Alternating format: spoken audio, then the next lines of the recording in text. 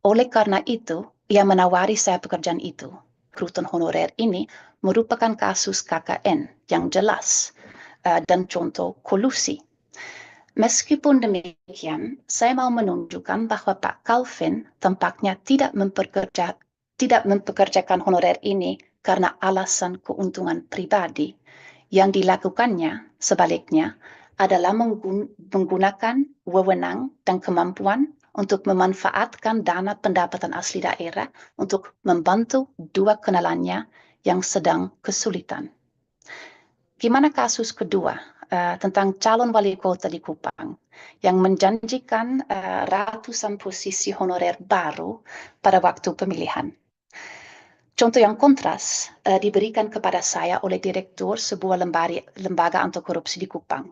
Sambil mengeluarkan berkas tebal dari rak buku di dekatnya, dia menunjukkan kepada saya sebuah daftar panjang yang berisi nama-nama dan informasi latar belakang dari 400 lebih orang honorer yang semuanya dipekerjakan setelah moratorium tetapi sebelum pemilihan wali kota langsung yang pertama di Kota Kupang.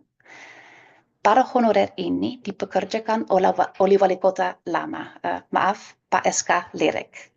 Yang demikian, dugaan direktur lembaga anti korupsi telah melakukan ini sebagai cara untuk mengumpulkan dukungan bagi calon wali kota favoritnya.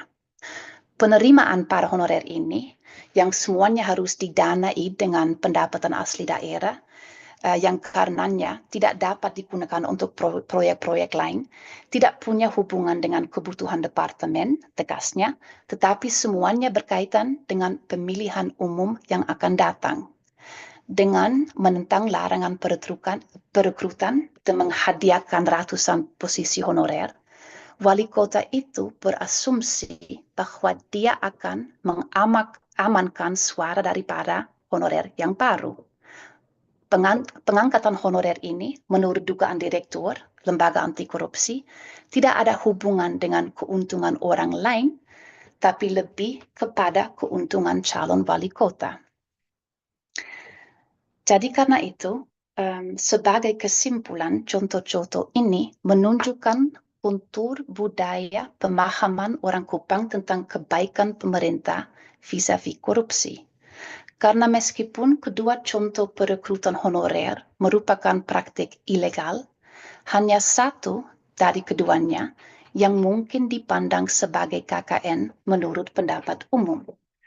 Sementara kepala sekolah Pak Calvin melanggar aturan untuk membantu orang lain, mantan wali kota melakukannya karena alasan gengsi dan kemajuan politik. Dengan demikian, tindakan korupsi secara teknis dapat dipahami dalam hal etika, kepedulian, dan pertukaran, an ethics of care and exchange, ketika dilakukan untuk keuntungan orang lain, atau dipahami sebagai KKN ketika dilakukan untuk menjadikan diri sendiri menjadi orang lebih besar. Terima kasih.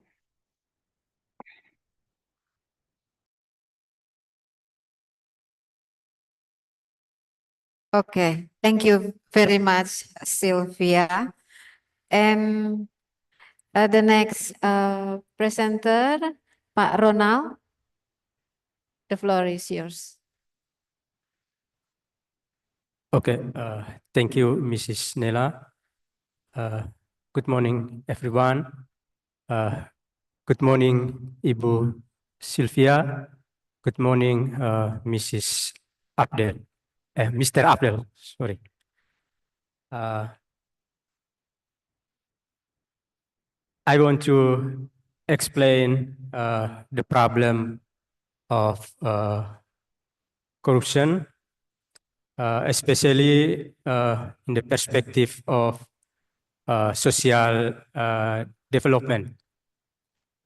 We know that corruption is an extraordinary crime, so we cannot explain only one perspective, but we must explain in another perspective.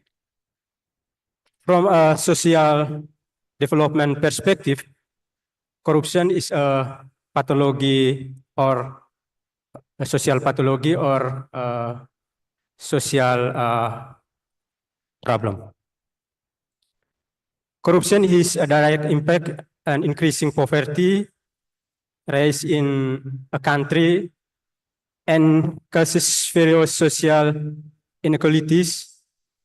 On this occasion, I would like to put the problem of corruption from the perspective of the relation between the state and the corruption and the corporation.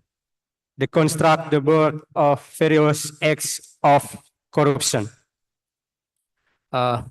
First, I want to explain about the definition of corruption. Corruption literally means rudeness, depravity, dishonesty, corruptibility, immortality, and deviation from holiness. In general, corruption is all dishonest act that take advantage of position of power to gain personal or other people's benefit. Corruption can take the form of embezzling money, accepting bribes, and so on. In Indonesia, acts of corruption are regulated in law number 31 of 1999 concerning the eradication of corruption crime. Based on this law, corruption is anyone who unlawfully commits acts of increasing themselves, other people, or a corruption which can harm state finance and the state economy. Corruption is the misappropriation of duties and embezzlement of state or company funds for personal or other people's gain. The impact of corruption can damage the state economy, democracy, and public welfare. The government has made effort to resolve corruption case through policies to eradicate corruption. However, there are still many corruption cases that are not handled seriously and are complicated. Corruption is a violation of social and economic right of the community. So corruption is classified as an extraordinary crime. Jeremy Pope, in his book Confronting Corruption, the element of national integrity system, explained that corruption is a global problem that must be concerned for all individuals. In this moment, I would like to explain about the corruption from a social pathology perspective. Like a disease, corruption in Indonesia has developed in 3 stages, namely elitist, endemic, and systemic. At the elitist stage, corruption becomes a social pathology that is typical of the environment of official. At the endemic stage, corruption is widespread and reaches the wider community. Then at the critical stage, when corruption becomes systemic, every individual in the system is infected with a similar disease. It may be this nation has reached the systemic stage. How the corruption can happen in our country? I want to explain about the relation of corruption in state and that benefit corporation.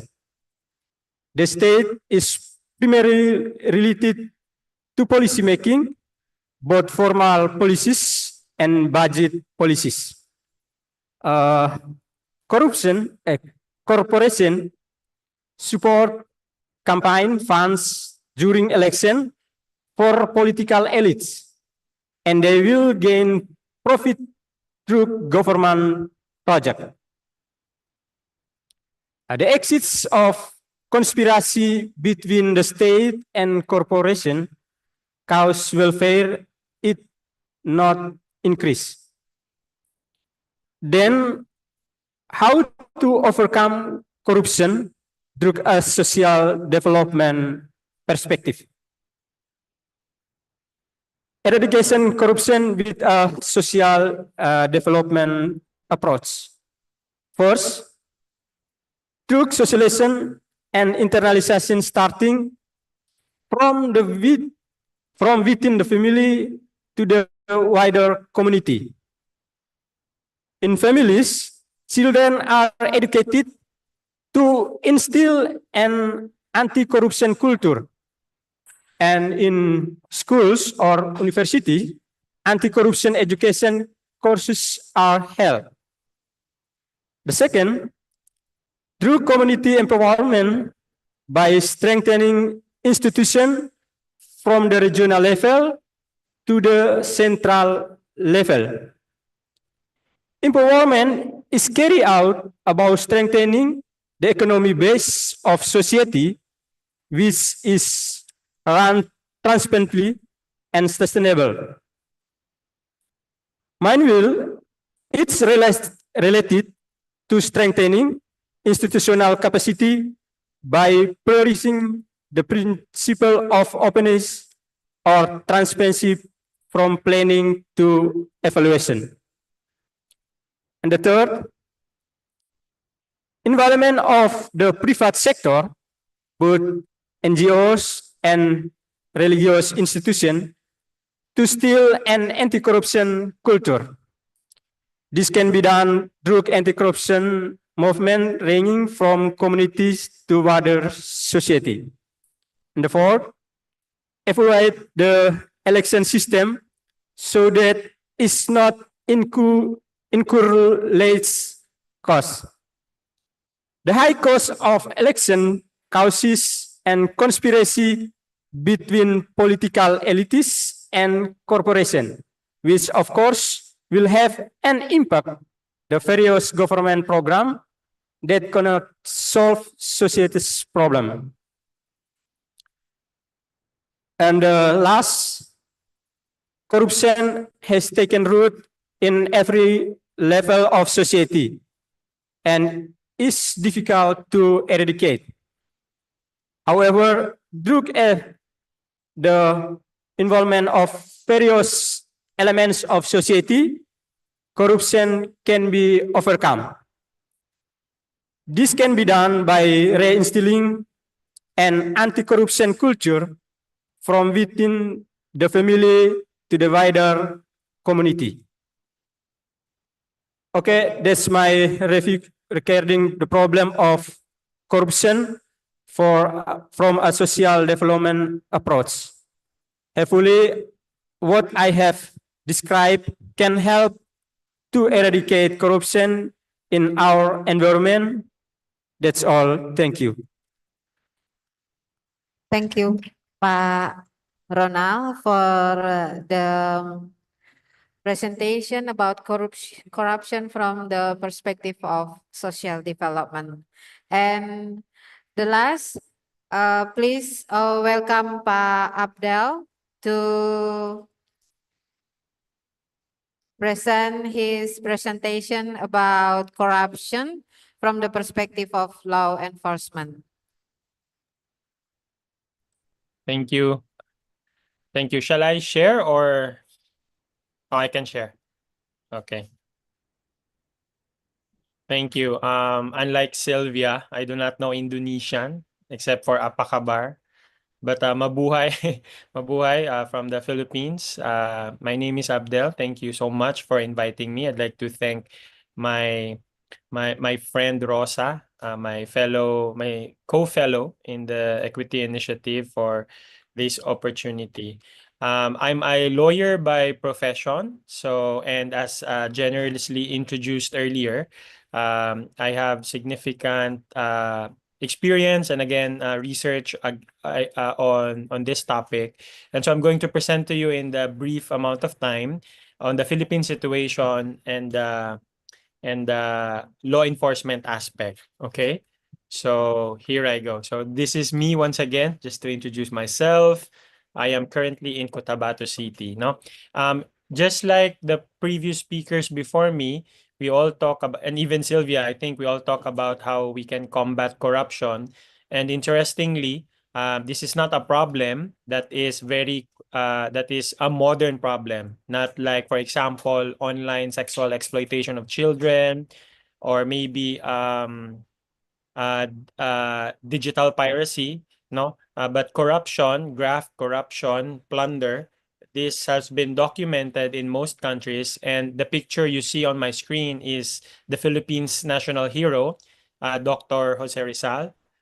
Even in the Philippines, it is a social ill that was even documented as early as when he fought just before we were liberated from 333 years of Spanish colonization.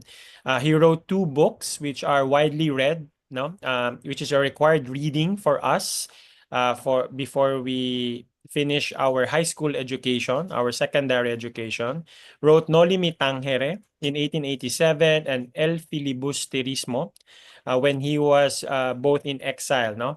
But this over a century ago, these two books really devoted a good deal on the topic of corruption. In these two books, he exposed the corruption and injustices during Spanish colonial rule, particularly highlighting the abuses by the clergy or the priests and the colonial authorities, especially those who are in the government units, no, the governors. These works ignited national consciousness and inspired the Philippine Revolution, leading to establishment of the first Philippine Republic at just around the turn of the century in 1900. It was his books that led in independence and the fighting. That's why there is always a discussion as to who is our rightful Filipino national hero. Is it the one who fought?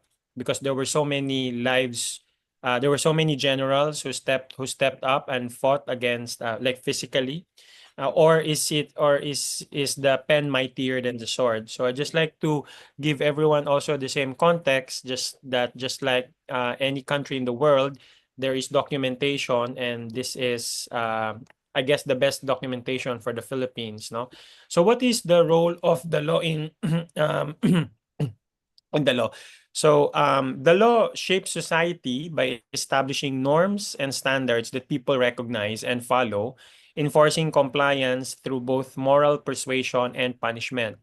From simple laws such as, for example, no smoking, where it is prohibited to smoke, or maybe even just to non-wearing of face masks during the COVID pandemic. We can actually enforce compliance through it. When defining crimes such as corruption, the law not only prohibits specific acts, but also reflects society's moral condemnation of those who commit them. So every time we see news on corrupt, no, it varies on each culture. The Japanese are very well known because if a person is any shade of corruption, their culture would most likely lead that person to either resign or sometimes even admit it, or maybe even to the extreme, take his or her own life because it would bring dishonor, no, to the family. But I think in the Philippines, it's much different, and I guess similarly in Southeast Asian countries, that we still elect those people who we know have records of corruption cases filed against them, no? And then, however, in the Philippines, which is my experience, the current legal framework on graft and corruption primarily targets the public officials or those who are elected officials, no, from the national government to the regional and to the local government, which in the process fails to address corruption within private transactions. This limitation weakens broader anti-corruption efforts and fosters the misconception that corruption does not exist in the private sector. Actually, it also, in the previous speaker before me, I saw in his slide that there is the two slides I saw that even in the private sector, there is still corruption, no? And corruption really is pervasive. It affects whether you're in the judiciary, in the police, in the political, as you can see on the screen, public sector, corporate, and even in religion, no? Even in labor unions and in education. So there are many types of corruption, and the law can only do so much. That is why there is really a lot of effort in either enforcing the law or rewriting it to be attuned to the times, or maybe even come up with new ones so that it will be very responsive, no, and reflective of the times, no.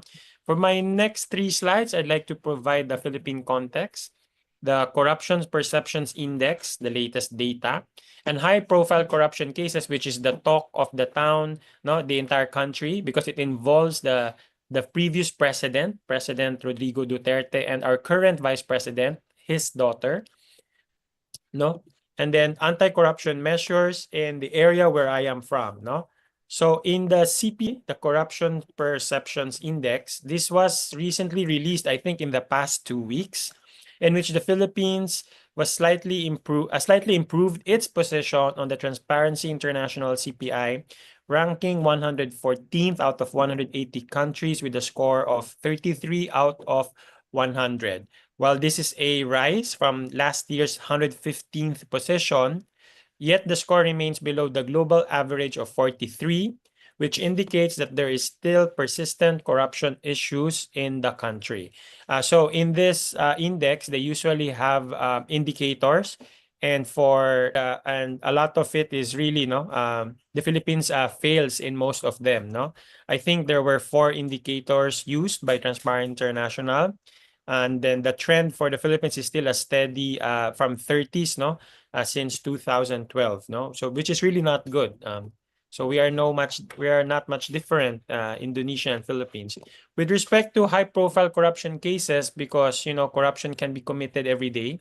But our country is currently facing this now because the vice president has been impeached. No, that means that in our legal process, the complaint was officially processed by the House of Representatives, our congressman, our people in the Congress. And so the offenses filed against our vice president included graft, corruption, bribery, and betrayal of public trust. So now that there is impeachment, it cannot proceed. There is no proceeding now because our Congress is currently in session. And they are set to reconvene only in June 2025. So they had a recess. They stopped work 2 weeks ago, but during the last day, the impeachment proceedings were given a go signal. Contrast that, no, with the former president, her father, the wildly popular, ever still so popular former president Rodrigo Duterte. He's from Mindanao, still very, very much popular here. Last year, he is also the subject of corruption investigations, with allegations suggesting financial misconduct during his tenure. The complaint against him is based on findings from a report of a recognized, respected journalist organization, which revealed that since 2007, when he was mayor, where he ruled for 30 years or so, to his tenure as president in 2017, there were construction projects that he secured, which really resulted in assets and liabilities. The Philippine president is the highest paid official in the government, including allowances. So that would mean that upon examination, it appears that his assets and liabilities are much more than what he earns per year, including the allowances and other bonuses that he would receive. So right now is our election year. This election year, we are set to elect our senators, but not our president. No, it's our midterm elections in May. That's why everyone is excited, because if the senators would be replaced, they are the ones that are going to hear the impeachment proceeding against the vice president, no? And then moving on to other efforts, also recently released was the report that the Philippines has been removed from the watch list or the gray list with respect to measures against financial. This is really good news for the Philippines, because the Philippines is widely known to be one of the top 5 exporters of human labor. So right now, it would be much easier to send money from overseas Filipino workers, send their remittances back home. No, so it's really good news for us, and that is a lot of effort on the part of the Philippine government, especially the economic managers who made sure that the policies in place would happen or the removal of the country from this gray list. And finally, also in last month, in February still, there were also lots of crackdowns on cyber crimes, because they also involve cyber-related corruption. So the corruption has moved from physical to online, no, and also included human trafficking. So these are some of the efforts that you can see that if the law is enforced or there's already action, no. So in the Philippines, our legal framework is based on our national constitution. We have a specific article on it, where it is taught also in most schools. In one sentence, public office is a public trust. And in this article, it enumerates several directives, several concepts on how to establish accountability of public officers or those who are working in the government. So it mandates integrity and responsibility in public service. So the Philippine Constitution is a highest law of the land. But then that's in 1987. That's almost 30 plus years. Our main law on graft, on battling graft, is a very, very old law, but it is still being used currently in filing cases against those officials who are really doing these crimes, no? Under this Anti-Graft and Corrupt Practices Act, it has not been amended, it has not been updated, but they found it to be still very useful in penalizing or going after this erring public officials, no? In this law, it defines corrupt practices among public officials, including bribery and abuse of power, including the use of undue advantage or maybe undue advantage to the government, no? And also prescribes corresponding penalties. But for the penalties part, it has to be really amended. That has been the recommendation, because it should involve higher than what was set in 1960. And the last one out of the many laws in the Philippines is this one, that all public officials, including me, must abide by the Republic Act number 6713, a 1989 law, the Code of Conduct and Ethical Standards. So it sets ethical guidelines for public officials and employees, promoting transparency and integrity in government transaction. In this law, it is required for all public officials to file a statement yearly of their assets and liabilities. And if you don't file that, you can possibly be removed from office. And your declaration as to what your assets are would have to be faithfully and honestly be declared therein, because the Bureau of Internal, the ombudsman, no, the government can go after you and look and examine the truthfulness of what you put therein. In addition to this one, this law actually also mandates a lot of principles, no, love for the nation, again, on transparency, integrity, professionalism, and it also involves lots of, so it's a discussion for all, it's a mandatory for all government officials to be exposed to this law if you work in the government. So that is one of the efforts, no? That is one of the legal instrument against corruption. So this is the Philippines, and then my last part is to talk about where I am from, where I am working right now. So this is the Philippines, and this is where I work, no? The Bangsamoro Autonomous Region. The capital is in Cotabato City. Okay. So what are the efforts here right now? So we are currently doing a post-conflict where there's a peace process.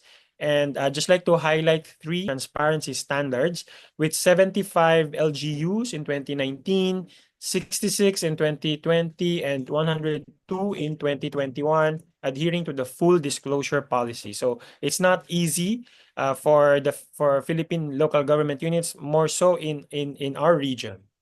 Next one is on legislative reforms. So the parliament where I work in has been active in enacting priority legislation to strengthen governance structure. So all of these 7 important codes establish clear guidelines and standards for public service delivery. So that would hopefully promote transparency and accountability within the region. So out of the 7 priority codes, only 1 is remaining. And again, it is to hopefully it will promote transparency and accountability. And finally, the flagship project of our interim chief minister is the moral governance in BARM. No, earlier I think there was a definition what corruption is, and this is one of the very few things that this administration has embarked on early on when they assumed office in 2019. Which is to really make sure that there's moral governance in BARM. No, this is rooted in ethical leadership, transparency, and accountability to promote good governance. This is inspired by Islamic moral virtues, but inclusive for all Bangsamoro communities. So there is still separation of church, of religion, and state, no, and government in the Philippines because of the constitution. But this is an autonomous region. I think it is similar to Aceh, but not as strict as Aceh. In fact, there are a lot of pro-development efforts here. No, I think the trend is to follow what is being done in Malaysia and Indonesia, our neighboring predominantly Muslim countries. No, and in the implementation and reforms, again advocated by our interim chief minister Ahod Ibrahim, who is the leader of the regional government. With policies and trainings focused on reducing corruption and improving public trust.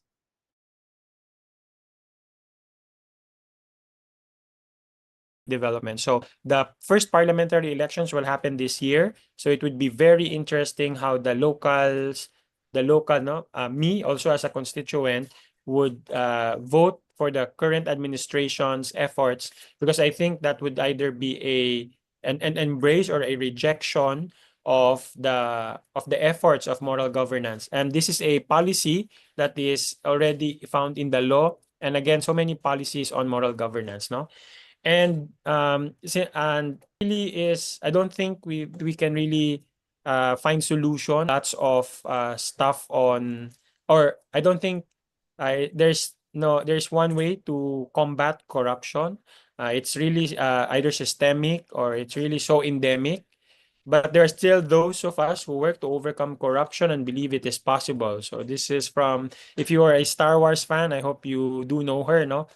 Star Wars, this is Padme Amidala. She is the emperor of her planet, no? She was the leader, no? But again, more than the aspiration to have a corrupt-free place, no? When we talk about the law, we always have to ask questions, no? The first speaker talked about the leader, no? About the leader that can trust in the leader is one of the way that could combat corruption. And many Philippine presidents promised to end corruption in the campaigning, but none has achieved it so far. So including our current candidates right now, they still would say no more corruption, or they're gonna do a lot.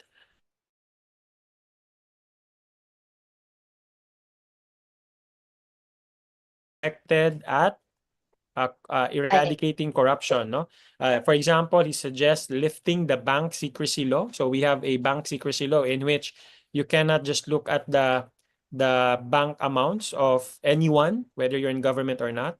We have to prosecute and punish corrupt officials, so that, and to establish and restore the faith in the public system.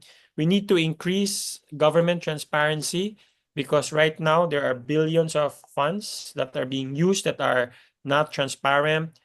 and more, no? And for me, the more really in the 2 lectures that I heard for today, I also have to agree with the suggestions as to digitalization, because if you digitize it, somehow would eliminate the human factor, which is a very big contributor to how corruption is committed. And then again, to eliminate red tape or lessen the bureaucratic measures, no, so that there will, in the Philippines we have an anti-red tape act.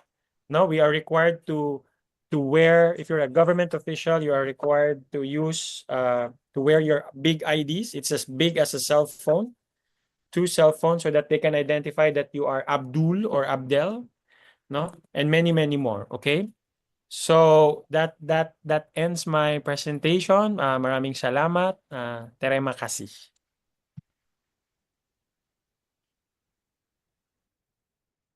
Thank you very much, Pak Abdel, for the very comprehensive explanation about corruption from the perspective of law enforcement, and for a very detailed example on corruption battle in the Philippine cases, especially in Bangsamoro.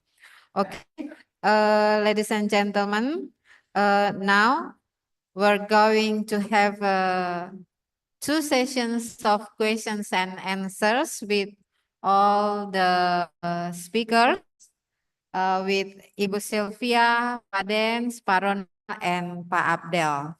So for each sessions, I will accept 3 questions, and if you want to ask questions, please raise your hands, introduce yourself, your name, your semester, and maybe your origin, from which sub-district you are from, and then address your questions to which spokesperson on today's seminar.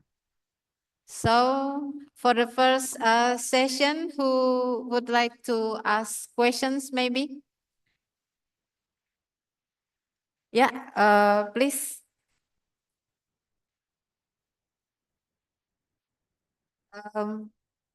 Okay, Yes, 1, 2, and then Tasya, did you also want to have question? Yes, okay. Brother mengalah demi Tasya. Okay, for the first session, Okay. please. Yes. Thank you. Thank you for the opportunity given. Thank you to all the speakers at the international seminar. I am Yohanes Vene, lecturer STPM Ursula there. I also have asked Indonesian, but okay, I speak in English. I'll agree the problem of corruption is an important and amazing problem which matches the principle of education. The problem of corruption is strongly influenced by 2 causes, namely internal and external. Internal is in the issue of political commitment, human resource support, and coordination, while external is the pressure of the ruling group, community participation, and influence by global pressure. How do you see the problem? Is there a better corruption eradication scheme? Please explain to us. Okay, thank you, Pak Venan. Your question is addressed to which one of the spokesperson?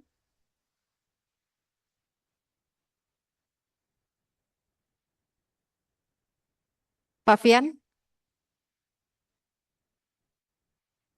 Okay, and the second question? Okay.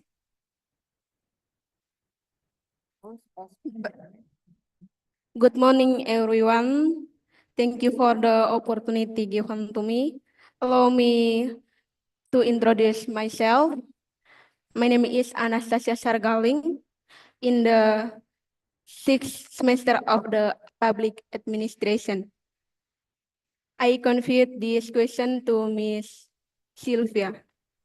And in advance, I apologize if my English is not correct. It was stated earlier by Ms. Sylvia that corruption efforts did not reduce corruption, and the implementation of good governance failed to be implemented.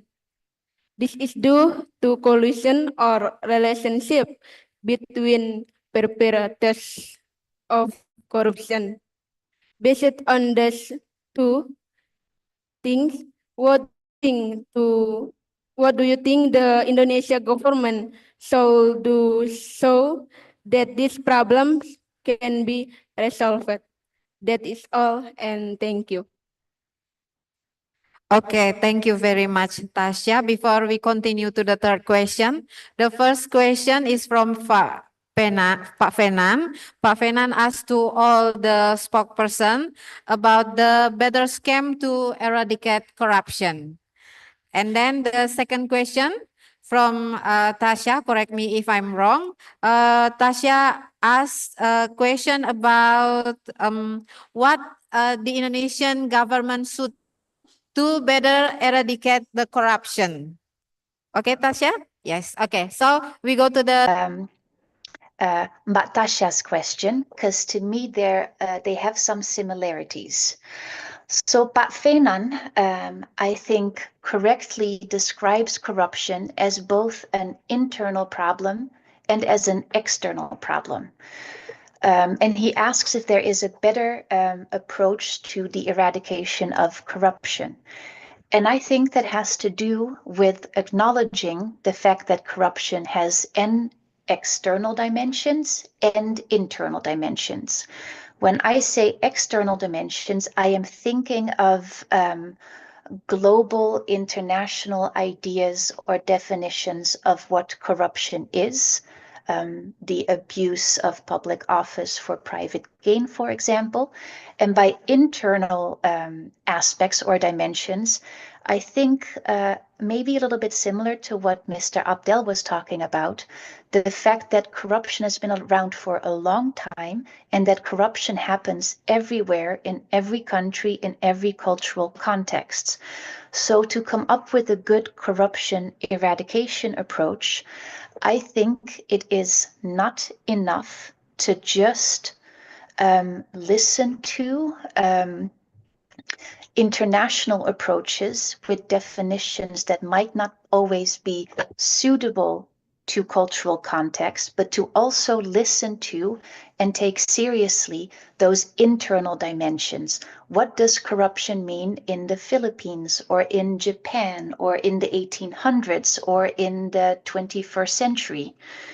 And to continue to Ms. Tasha's question, like what work can the Indonesian government do to better eradicate corruption? I think, first of all, to pay attention and to take seriously what Indonesians think corruption. And sometimes it is high-level corruption that involves a lot of money, and sometimes it is something else. And I think the Indonesian government, it would be a good program or a good task to conduct research themselves to figure out what, according to Indonesian citizens, is corruption. Why is it bad and when is it bad? And then sometimes say to international organizations, in an Indonesian case, to understand corruption and to eradicate corruption, we have to take seriously and work with an Indonesian definition of corruption, and not necessarily a definition that works in the United States or in the Netherlands or in Italy or in Japan. So this would be my response to Pak Fenan and Ms. Tasha. Okay, thank you very much, Sylvia. So in response to Pak Fenan's questions, Sylvia suggests that, if I'm not wrong, Sylvia, that we as the Indonesian government and citizen to have a serious discussion about what we think as corruption. because of the differentiation of definition of corruption in the reality of the Indonesian people, especially of the Eastern people. That from the first explanation of Sylvia, from her research, she found out that for the Eastern people, especially for the NTT people, in opposite to what Pak Dan said, that killing is that corruption is killing, for the NTT people, corruption is caring, based on Sylvia's research. So we have to formulate again what we mean by corruption based on Sylvia's explanation. And the second approach maybe from the good governance or the social development or law enforcement. Okay, from the social development first. Okay, thank you. I want answer the question about the corruption. Corruption has taken root in every level of society and is difficult to eradicate. However, through in the involvement of various elements of society, corruption can be overcome. Then how to overcome corruption through a social development perspective? The first, through socialization and internalization, starting from within the family to the wider community. And the second, through community empowerment by strengthening institutions from the regional level to the central level. Empowerment is carried out by strengthening the economic base of society, which is run transparently and sustainability.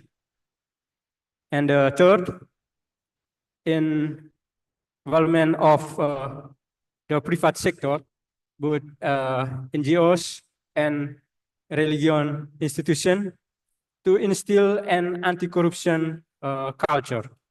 And the fourth, evaluate the election system so that it does not incur large cost.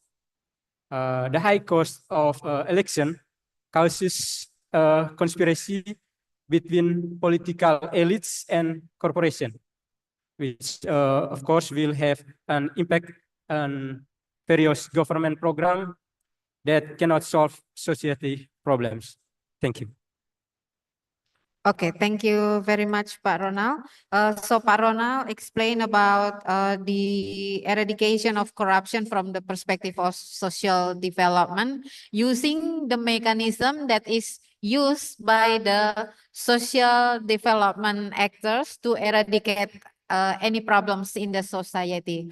First, we do the socialization, and then the second, we do the community development, and the third stage is to eradicate the culture of corruption by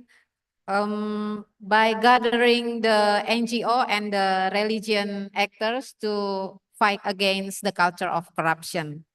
And then Pak Dens. And then after Pak Dens answer Pak Fenan question, I would like to give the floor to Pak Abdel to also respond to the first questions. Thank you. Okay, thank you, Nela. Thank you for the question for me.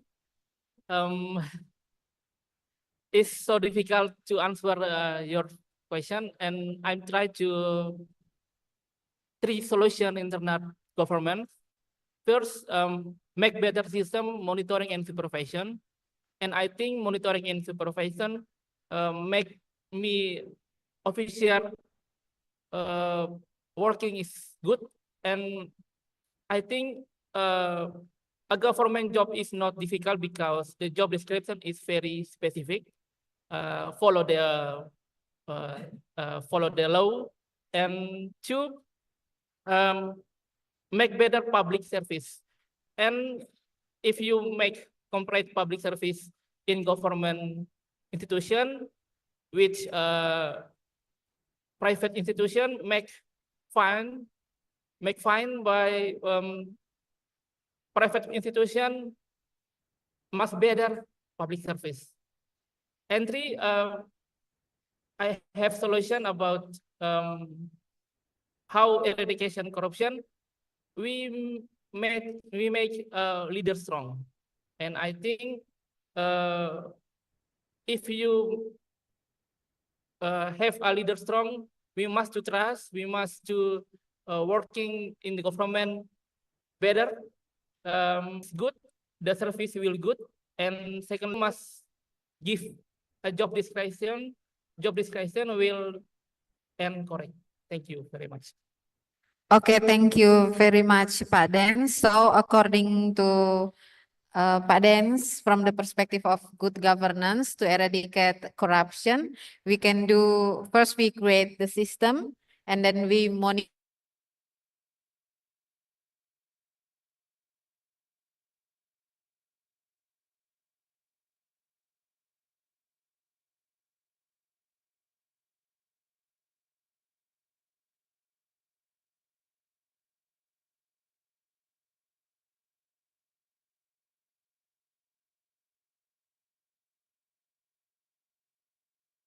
Please. Thank you. To the first question, I have to agree with what Sylvia said. In the Philippines, like corruption could be bribery, right? You take money, or either you do something or you withhold something in exchange of money or gift or reward or a promise. Another one would be you amass or you get so wealthy, so rich that it really cannot be explained. So we have what we call plunder. I think that's plunder. In Filipino, in Tagalog we call it pandarambog, no? And then so there are so many equivalent words to what corruption is, but just to emphasize what Sylvia is suggesting, we really should use not only the terminology, but the reason or the context behind such terminology so that we can relate. Because if we know the source or we know the causes, that's where, and if it's really close to our cultural context, that could be much easier to solve or to address, no? And I think, for example, if you, I always have this conversation that is it okay if you're in the office, you use office resources to print stuff for your children, right? You use government funds. Is that corruption or not? No, some would say it's not corruption. Some would say that it is. And as a lawyer, I think it is, because it is not your money. You're using government resources, right? But these are the small things that but in the Philippine context, that's okay, because it is considered okay because you are actually doing an extend when you are at work, you are extending yourself, right? So your work is part of who you are, generally. So that's very Filipino. So there's also that kind of argument, right? But if you're going to be legal about it to enforce law, it really is not allowed. I mean, why is the assignment or the homework of yours to using indigenous or the practices, no? Another one that I would also to my next point, another one that I would like to speak of as to the internal and externalities of corruption is to really look at it whether it's a priority for the people right now. So I've mentioned earlier that this year it's election year, midterm elections, and people think that the issues that are confronting right now are political dynasty. So there are so many like sons or daughters or wives or husbands that are of current or sitting politicians who are running right now, and people think that it is really an issue. But in the latest survey, the latest survey by census, the number one or the top three problems is again rising costs or inflation. And then also included in the top three is joblessness. No, there is an increase in unemployment rate in the Philippines. We are not producing enough jobs, no, and people are really afraid that they don't have security of tenure. So that's when I say, so where is corruption in all of this? Is it in the top 10? You know, if you are fighting to bring food to your table, especially if you're a breadwinner, you really could not care about corruption or maybe or people killing, no, or maybe getting sick, so long as you can provide for yourself or for your family, right? So I think in the top 10, corruption is still there, but it's at number 8 or number 9, which is not in the top 3 priorities of those voters, no, us voters, for our politicians for our leaders to address. So the point is, each shade or each era or generation, corruption will always be a top priority or not.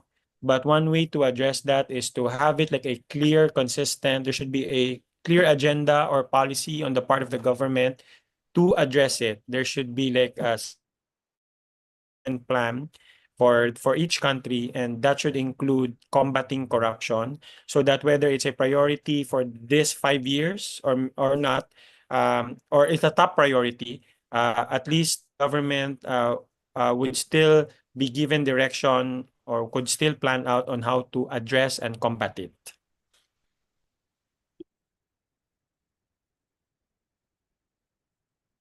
Okay, thank you. Okay, thank you, Pak Abdel. So, Pak Abdel suggests that to combat corruption, first we have to understand the context of corruption in each country. If we want to combat the corruption in Indonesia, then we have to understand the context of corruption in Indonesia. What do Indonesian people, in relation to what Sylvia already also explained, that we have to understand what do we define as corruption. Do using the public facilities for private gain is considered as corruption or no? And then the second is to have a very clear and strict agenda or policies to combat corruption. So, Pak Abdel? Yeah, okay. And then thank you very much for all the 4 spokesperson for the answers. And for the second question about from Tasha about what do you think that the Indonesian government should do is already answered by Sylvia by answering also the first question. And for the third question is especially for Sylvia from Pak Patrice about your research. Why do you choose Kupang as your research area, and why ethnographic studies? Yes, thank you for this question, Patrice. I'm very happy to receive this. First of all, why Kupang? As an explanation, I also have to explain that my PhD project was part of a very large research program with several PhD positions, and it was a collaboration with UI and with UGM, and we had some PhD students who were trained at UGM, and they wanted to do research on middle class in the post-Reformasi era in Indonesia. And they did not want to do this research in big cities such as Jakarta or Surabaya, and not in very small villages, but in middle-sized towns. Law enforcement to eradicate the corruption as the extraordinary crime. So Pak Martin is asking the question about how to eradicate corruption without using the law enforcement. Okay, so we have 4 questions with 3 slightly the same questions. So maybe we can discuss. Maybe starting from Pak Ronald, Pak Dens, and then Pak Abdel, and then Ibu Sylvia, about the very basic reason of corruption in Indonesia?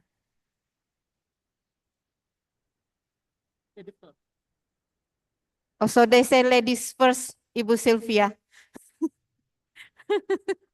I'm handling Pak Dance the mic, but he said ladies first. So the first, Very smart, Pak Dan. yeah. So the very basic reason for corruption in Indonesia. But in my answer, I think I will also draw on some of the other questions that were asked. For example, why don't some people feel shame why are they still smiling on the cameras when they're accused of really, really big corruption? And also, Bruder Pio, about what explains attitudes to corruption. And here, I'm going to answer as an anthropologist, as someone who is very interested in people and in human behavior.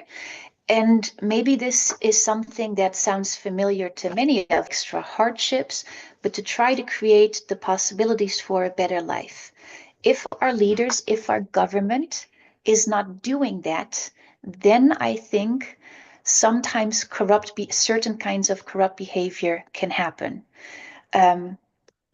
If the state is not giving you an opportunity to get an education or an opportunity to have the money to get married or to create a beautiful life, then how are you going to move forward? And I think maybe in such situations you think, well, if I have the opportunity to steal some money from the state and use it for other purposes, I don't really mind that. So I think if For certain project, corruption mainly occurs when there is a conspiracy between the state and the corporation, starting from the election to the policy making process. In the election process, capital owners will become campaign fund contributors. They hope that when the candidate they support are elected, they will get a number of projects with a follow of funds. This will certainly have an impact and the implementation of program or project not being optimal, because capital owners will certainly try to return some during the campaign. These practices are what ultimately is called corruption practice in Indonesia, especially in NTT. Thank you. Okay, thank you very much, Pak Ronald. So, according to Pak Ronald, the reason for corruption is because of the cooperation between state and the market, starting from the election process, and this circle and this relation continue to the policy making and then to the policy practice. Okay. Pak Sam, do you still have any more questions about that? Okay, enough. Thank you. And we go on to the second type of questions to Pak Abdel. What is the strategy to overcome corruption in Indonesia context? And this also in relation to Pak Ruli's questions about one of the examples of the corruption in Indonesia, the Pertamina koruptor, I would like to invite Pak Abdel to answer the questions together with Pak Dance. Yeah. Pak Abdel, please. Yes, thank you. Thank you, Ibu Nela. I think Rosa, who is the person who invited me here, we had a conversation earlier in January, and we were talking about how you need to be, wow, right now a celebrity can actually make you win, or if you're popular, that can actually almost guarantee you winning in elections. And it's no longer about being the most qualified politician or elected leader, or not even with a good track record, or maybe platforms, no? Platforms of governance. It's really more about popularity. And I think that's one of that is where we already lose, in the sense that we make it into a personality-based elections, as we elect our leaders, and not make it on platform-based. Because if you run on a platform of providing better delivery, eradicating corruption, improving the quality of life of people, increasing jobs, and all of these, I think that this would that's how we win. The people win, because our our our thinking would then be more of the society benefiting rather than ourselves, no? So as to the question how we can make sure that happen, it has to be coinciding with the fact that while there are laws available, we have to make sure that we do not perpetuate what we call the culture of impunity. There are a lot of laws, probably in Indonesia, that are very good, that actually addresses corruption.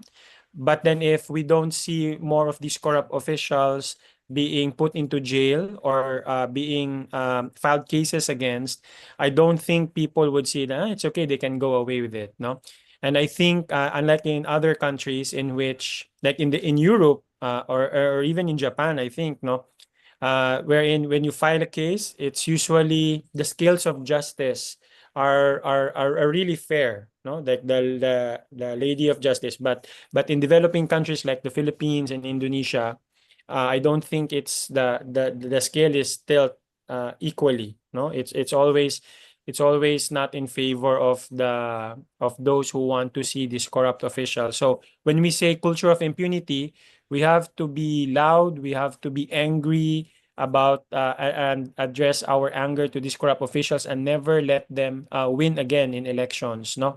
Or make sure that they pay for the evil things that they do. Growing up, we know what is good and right? So when we see people do something wrong, like for our children or for our brothers and sisters, we tell them, hey, you don't do that. You don't slap other people. You don't take away food or the snacks that is not yours, no? And then along the way, we somehow blur that discernment. Our ability to distinguish right from wrong blurs along the way, such that we already accept it as part of life.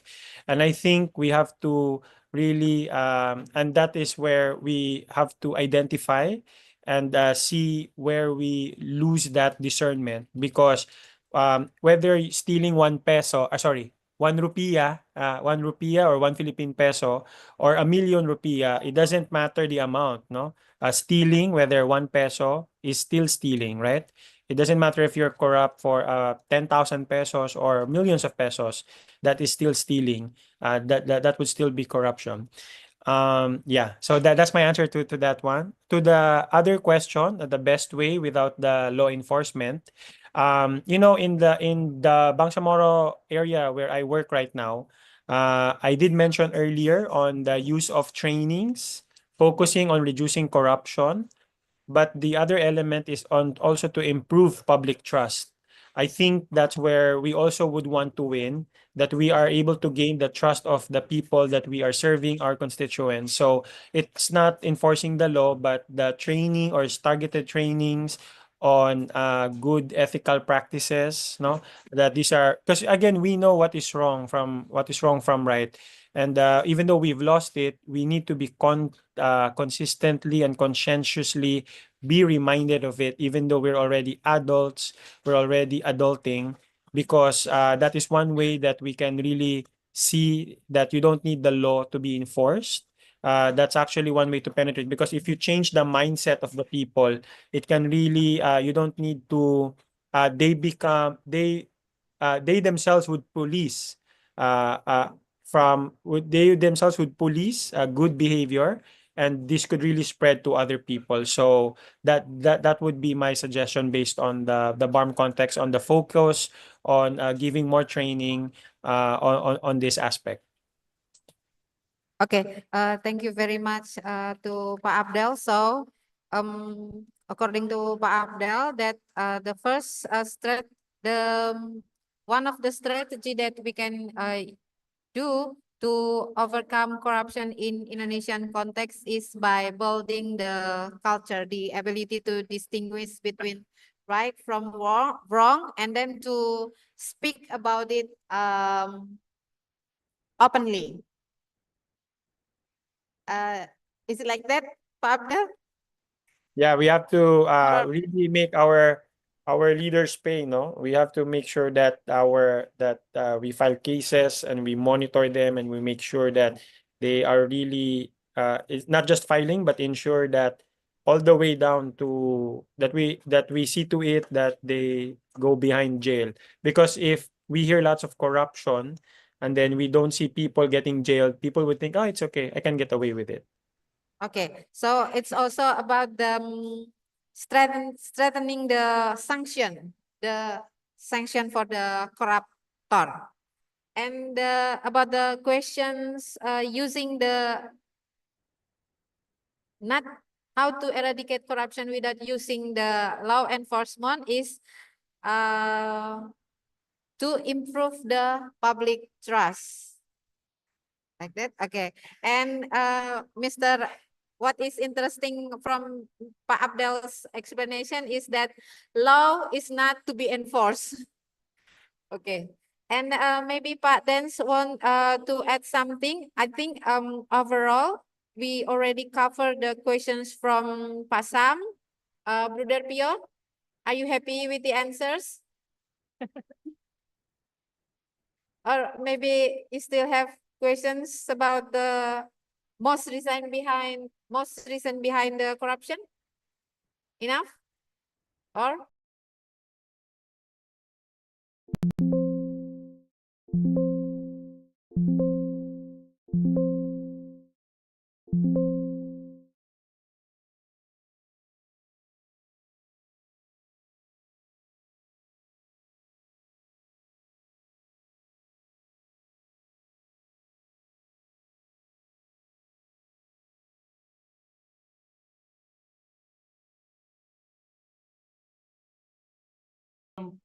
Law in this country so very weakness.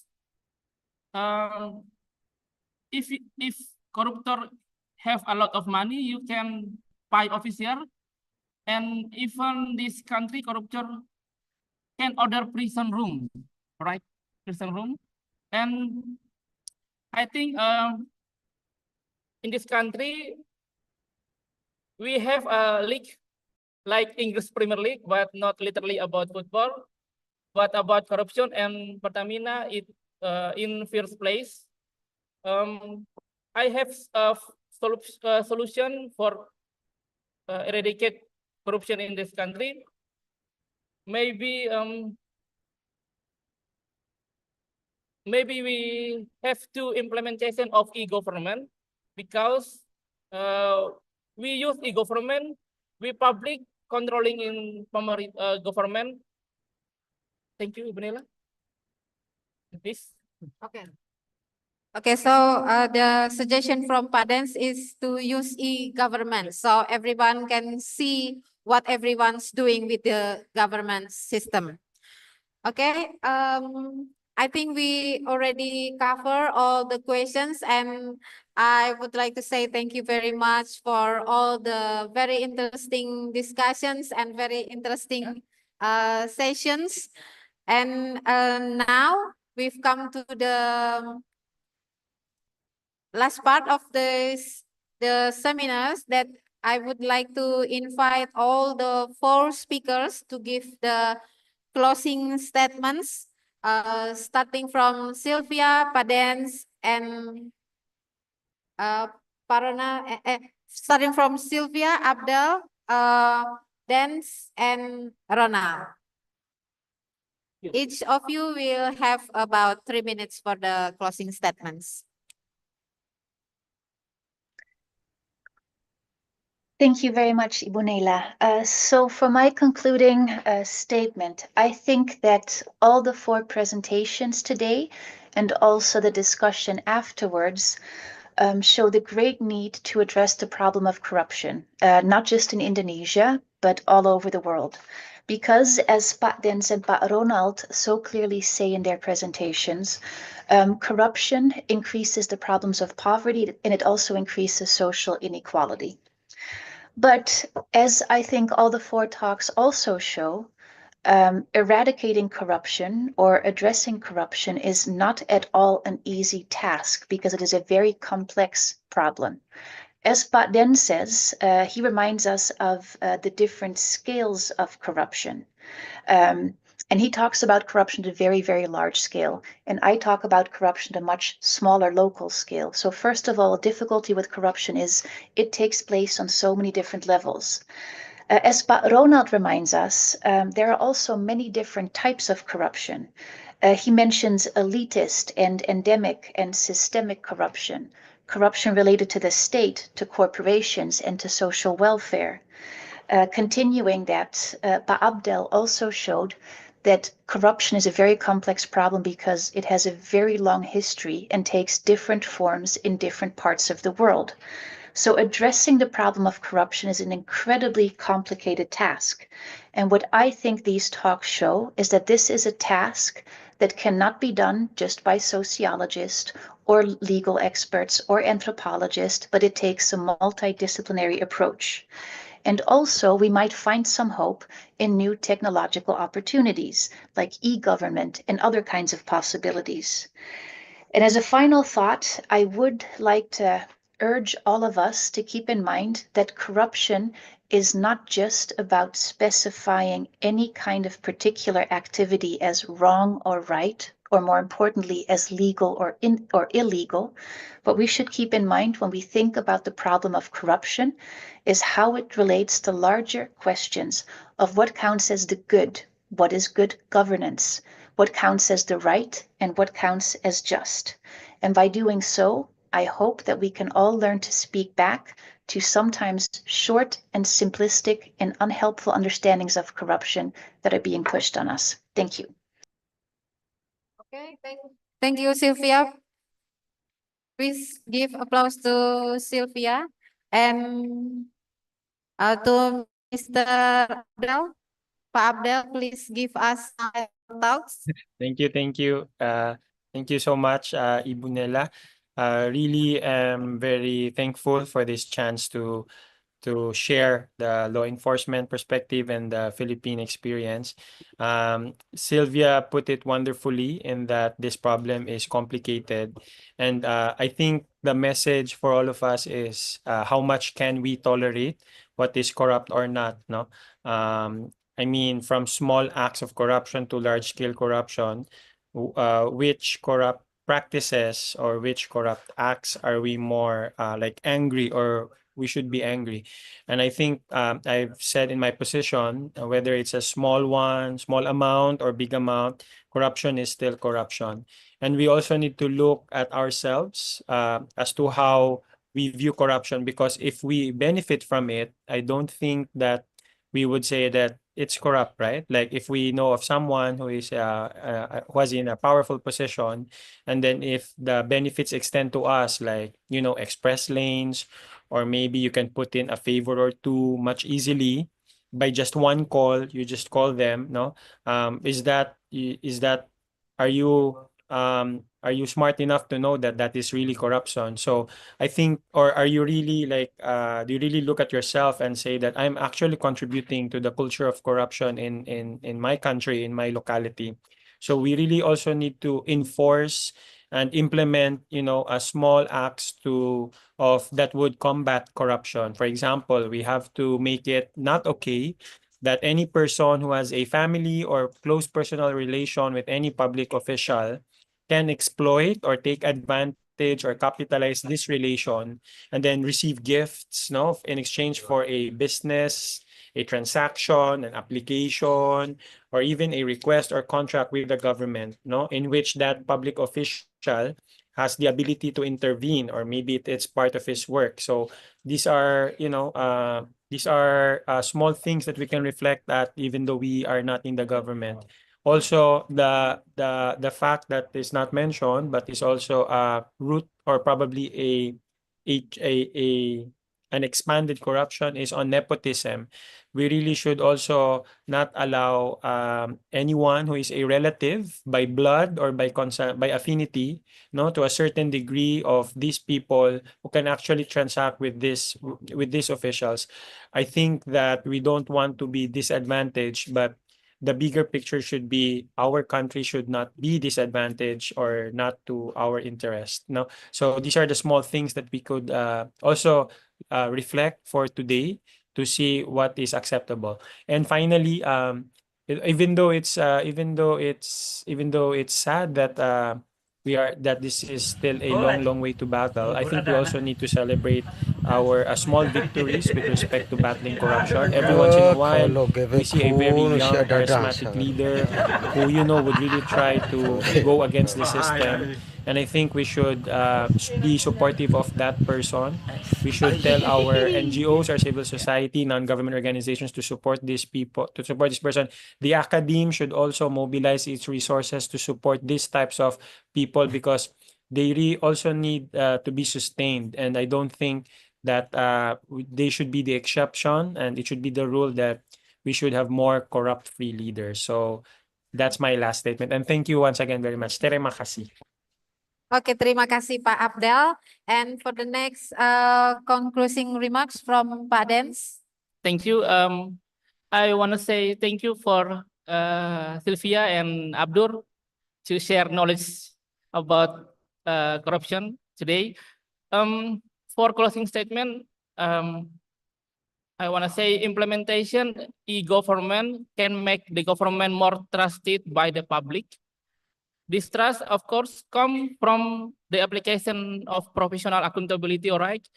Good service, the use of technology, and also strong leadership. All of this is an element to production effectivitas and efficiency government. Thank you very much. Okay, thank you Pak Dens. And then Pak Ronald. Okay, thank you, Ibu Nela. My closing statement about the corruption problem. Corruption is relative power because with the power, the ruler can abuse his power for personal, family, and group interest. The problem of corruption as a social pathology not only damages the state finance and the country's economic potential, but has also damaged the pillar of culture, moral, politics, and the legal system and national security. Efforts to eradicate corruption in Indonesia still require struggle. The crime of corruption is an extraordinary crime that has damaged all levels of society. So that in handling it, extraordinary methods must also be carried out comprehensively. And finally, overcome corruption requires politics will from the president and the role of the police, prosecutor, courts, and corruption eradication community who are united in eradicating corruption in Indonesia. Thank you. Okay, thank you very much, Pak Rona. Please give applause to the very concise closing remarks from the 4 spokesperson today. And please allow me also to take some highlighted points from today's session. Corruption could have various phases, and the line between each phase lies solely in our hati nurani, in our heart, to wisely differentiate between killing with caring, between disease with medicine. Thank you very much. And finally, ladies and gentlemen, I would like to thank the speaker again, Ibu Sylvia, Pak Abdel, Pak Ronaldus, Pak Fidentus for their informative and interesting presentations, and also to all the participants for their active participation today. Please give applause to all of us today. And from this floor, I would also to kindly apologize if there is mistaken words or misunderstanding during the seminars.